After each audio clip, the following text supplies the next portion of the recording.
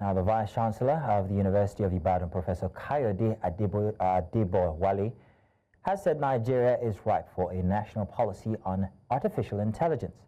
He warned that the country could no longer afford to be identified, or rather indifferent, to global developments in AI, noting that failure to act swiftly may leave Nigeria lagging behind. Adebowale made this known at the Biennial Scientific Conference of the College of Natural and Applied Sciences at Achievers University, Owo, Ondo State.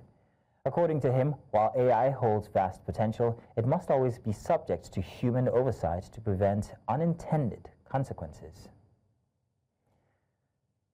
Thus, to help us make sense of this, we are joined by ICT specialist Temitayo Agemo Okuboeja. You're welcome. Thank you. Good evening, and thank you for having me. You're welcome. Now, what ICT infrastructure upgrades are critical for scalable AI development in Nigeria?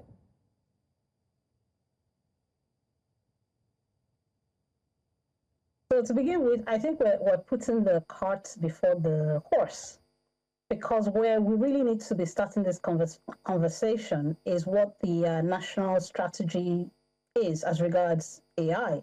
Like, what does the Nigerian government, or how shall I say, the Nigerian government and the people of Nigeria, what do they intend to use AI for, and how, and over what period, what kind of infrastructure do they need in order to achieve this set of goals? What are the sub-objectives that will underpin or underline those goals? And that, as far as I am aware, has not been developed. In fact, I looked around two specific government agencies that I expected would provide this information. On those two websites, or on the website of those two agencies, information there is pretty nondescript in that it tells you nothing. And those two agencies are the Federal Ministry of Communication and Digital Economy. There is like a few paragraphs published on what the national strategy is supposed to be. This was published on the 31st of August, 2023, so almost 2 years old. After that, nothing has been done. There's no white paper, there's no direction, there's no strategies, there's nothing like that. Similarly, for NIDA, it's the same.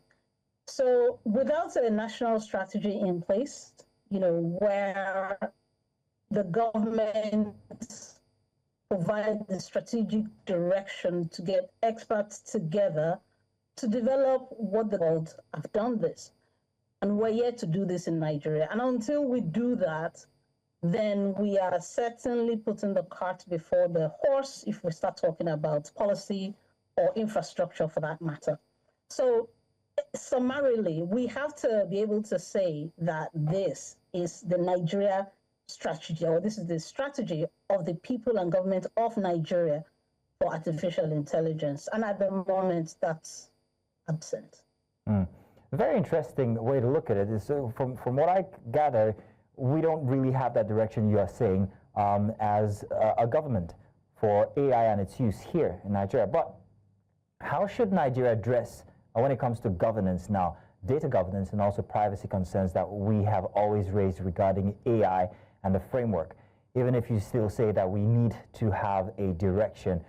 But when we do get that direction, how do we address security concerns? So the government has two roles to play. First off, as I said before, it needs to develop the strategy. It needs to decide how it intends to, or what goals or objectives it wishes to accomplish with AI. And then having defined that, it then needs to come up with a set of regulations. And those regulations would determine what the legal framework would be. And it's on the basis of those two, shall I call it, two legs, that both the private sector and government bodies will then develop their own set of policies. So you need to be thinking about it this way. A policy is very limiting in the way that it is implemented, because the idea is it tells you the limits of the adoption of a particular technology. And it is policy that then tells people, or that then tells the sector players, the things that they have to do. So, i.e., legal requirements, things that are a must, things that they have to do. Then they also provide the, what you would call the foundation principles, maybe even guidance, which other organizations would then use to develop their own set of in-house policies. So until you have strategy and regulation put together by the government, those two, no other body can do it other than the government. And until those two are in place, it's pretty much a free play. Everybody can do what they want. And it doesn't matter what kind of policy anyone develops at the moment. When you get to implementation, because there are no compliance rules around those policies, you pretty much can do what you want. Basically, your policies become inconsequential.